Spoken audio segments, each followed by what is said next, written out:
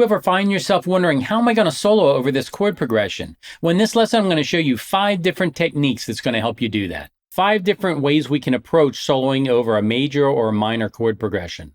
So the reason I'm making this lesson is because I think if you're a beginner or an intermediate, maybe early intermediate guitar player, and you have to take a solo over a chord progression, you're not really sure what are you supposed to use? Are you supposed to use the scale, the pentatonic, triads? Everyone's talking about all these different ways you can solo over a chord progression. Well, I'm going to give you basically 5 different options and different ways you can approach it. And then you can try each one and see what works for you, see which one you like the best. I recorded a quick little backing track in the key of A major, and the chord progression is going to go A, F sharp minor, D, E, or 1, 6, 4, 5. After I talk about the 5 different ways you can approach a guitar solo, I'm going to do a quick little 8-bar guitar solo afterwards, kind of demonstrating what it would sound like. Now, all of these solos are completely improvised. They're all 1 or 2 takes tops. So, they are what they are. I think they all sound fine, but they are not worked out. I'm literally just taking a look at the technique and applying it right over top of the chords on the fly. So let's go ahead and take a look at the first technique. So the first soloing technique that we're going to take a look at, this chord progression is in the key of A. So you're going to take a solo just using the A major scale.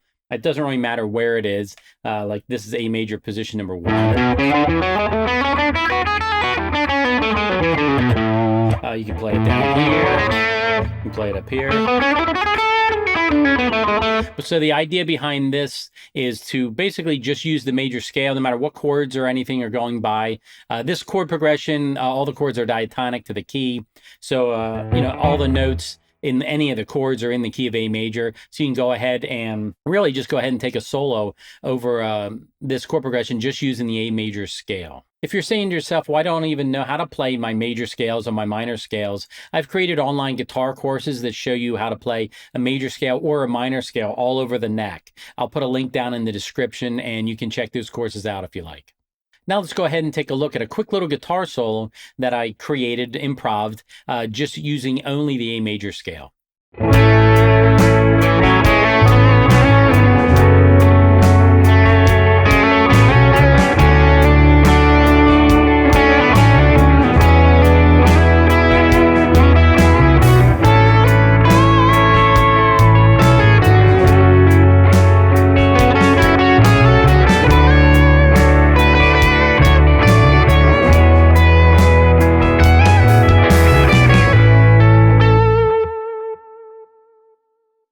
The next way we're going to approach taking a guitar solo over this chord progression is we're just going to play the pentatonic scale. We're not going to do the full major scale, the full 7 notes. We're just going to play the 5 notes, the pentatonic. It goes, the notes, it sounds like this.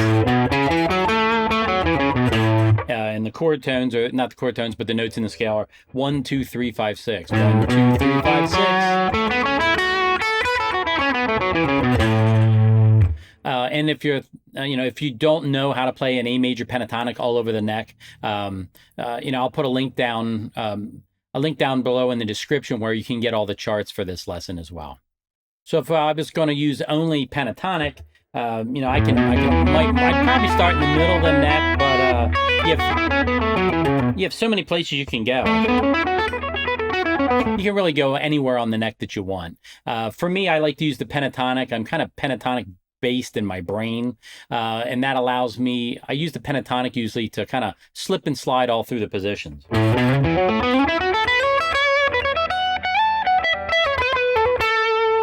So my brain's kind of thinking about how do all those patterns connect.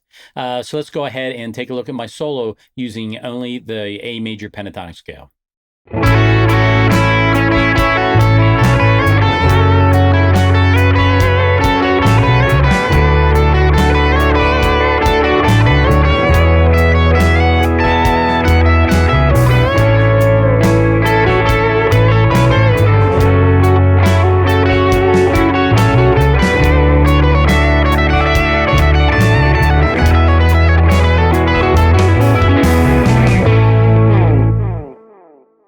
The third technique that we're going to take a look at is as you're playing through the chord progression, you solo using the pentatonic scale of whatever chord that you're playing. So over the first chord, we have A. So you're going to solo using A major pentatonic. The second chord is the 6th chord F sharp minor. And then you're going to switch to F sharp minor pentatonic. Well, I can, if I'm down here near this chord. If I'm up here, what's kind of weird is that F sharp minor pentatonic is the exact same notes as A sharp major. So if I start on A, that's A major pentatonic. If I start on F sharp minor or F sharp and play F sharp minor pentatonic, it's the exact same notes because F sharp minor is the relative major to the key of A major. All right, and then like maybe if I wanted to keep everything right here in this same exact area, I would play A major, F sharp minor, and then when it goes to D major, I could play this pattern right here. And then when it goes to E major, I could play, switch over to E major pentatonic. So basically what you're doing is you're just playing whatever pentatonic for the chord that you're playing. You don't have to keep it all in one area. You can play it anywhere on the neck that you want. To me, this way is much more, it's a lot more sophisticated and tougher to do because you need to really be able to see each chord's pentatonic shape either anywhere on the neck or at least somewhere where you can go. It's a lot more fun if you can stay in one little area, but if you can't, you can move all around the neck. So let's go ahead and take a look at me improvising a solo using this technique.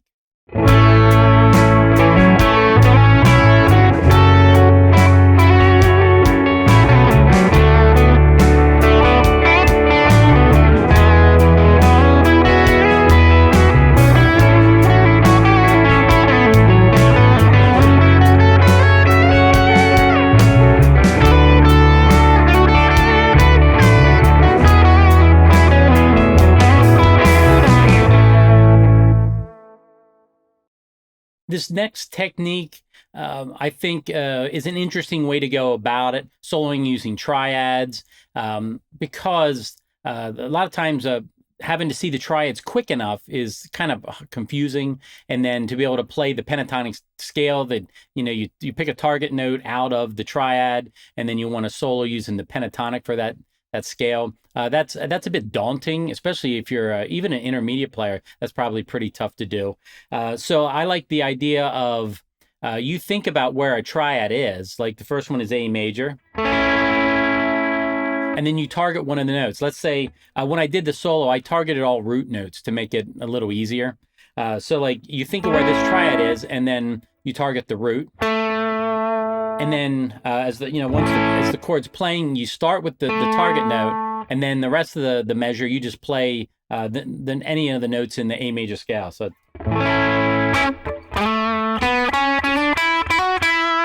and then like the next chord is F sharp minor. So we have an F sharp minor triad right here. So I'm going to target this F sharp. So it's going to sound like. That's right where I would have went to F sharp minor. So I'm going to target that F sharp and then just solo using the scale. And then the next chord is D, so I'm going to target this D. And then the next one is E, so I'm going to target this E.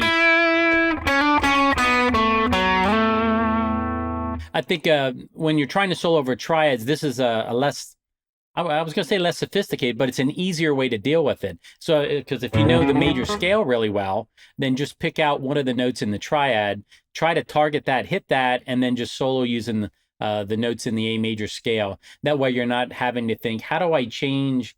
I got to see the triad, target one of the notes in the triad, then solo using the pentatonic in that, that's based off of that chord. That's a lot to do all at once.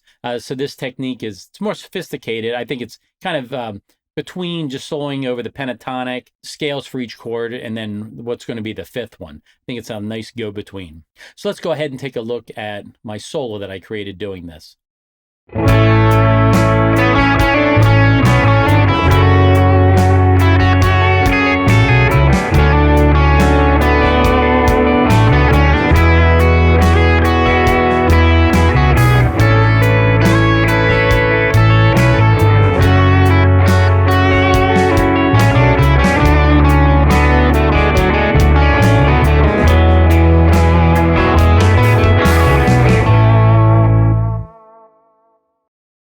So the number 5 and last technique is when you think of the triad, you target one of the notes in the triad, and then you play the pentatonic that goes along with that chord / triad. So this was the one that I was talking about in the last one that is much more complicated to do. It's it's incredibly fun, but in the beginning, if you can't see all those things quickly, it's frustrating to do. So I generally tell people, don't worry about it. You don't have to do it in time. Just slow it down, or just think, all right, A major. Here's my triad. I'm going to target, say, this note here, and then play the pentatonic. Then the next chord, here's an F sharp minor triad. What would the pentatonic for that would look like? It would look like. So then you could target one of the notes and then play the pentatonic. So you can kind of slow it down, figure it out, and do it out of time. And then as you get comfortable with it, try to do it up to time, or up to speed. All right, so that's basically the 5th technique, and it's definitely the hardest. What I like to do sometimes, just to challenge myself, is try not to do it all in the same area. I think that's a very interesting, tough thing to do. But sometimes what I like to do is, I'll play, say, the first chord, A major pentatonic, and basically the next one, F sharp minor,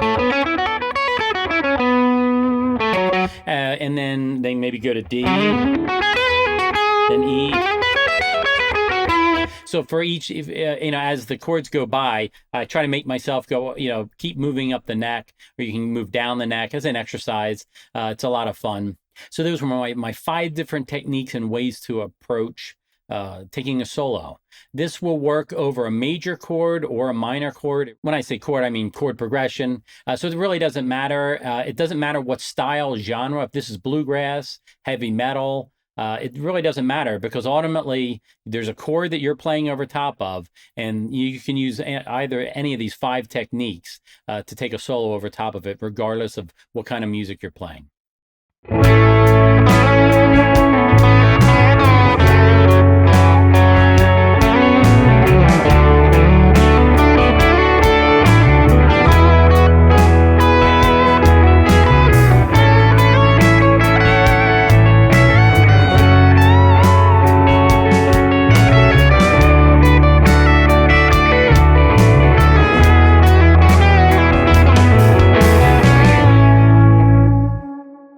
So now that I've shown you 5 different approaches to taking a solo over a chord progression, whether it's major or minor, now it's going to be your job to go ahead and apply them, or at least try them out. I will create an MP3 of this backing track and add it to, I will put this whole lesson over on my All Access, GuitArmy All Access membership. So then if you want to get in there and check it out, you can have access to this video, all the charts, and the MP3 of the backing track, so you can play along. If you don't want to do that, just pull up some backing tracks on YouTube. I like to use elevated jam tracks, backing tracks. That's hard to say. Elevated jam tracks, backtracks. I like those because a lot of them have chords. Generally, you want to look up backing tracks with chords, and then that's an easier way to approach this. You don't have to be figuring it out. I guess you can figure it out and write it all out, but it's a lot easier if they have it on the screen what the chords are. And go ahead and try some of these. You can slow them down. Enjoy yourself and just try some different techniques. Over time, these different techniques are really incredibly helpful for you, but they might be too advanced for you right now, so you can kind of work your way up the list. Hey, thanks for taking the time to check out this lesson and get this far into the lesson. That's awesome. If you like this lesson, please leave a comment, subscribe to my channel, maybe give it a like. I'm almost monetized on YouTube. I've never made 1 penny off of any of my lessons on YouTube, and it would be really cool to eventually make a couple dollars off of these lessons. So feel free to subscribe and watch some more of my videos. That would be awesome. I would really appreciate it, and I will see you in the next lesson.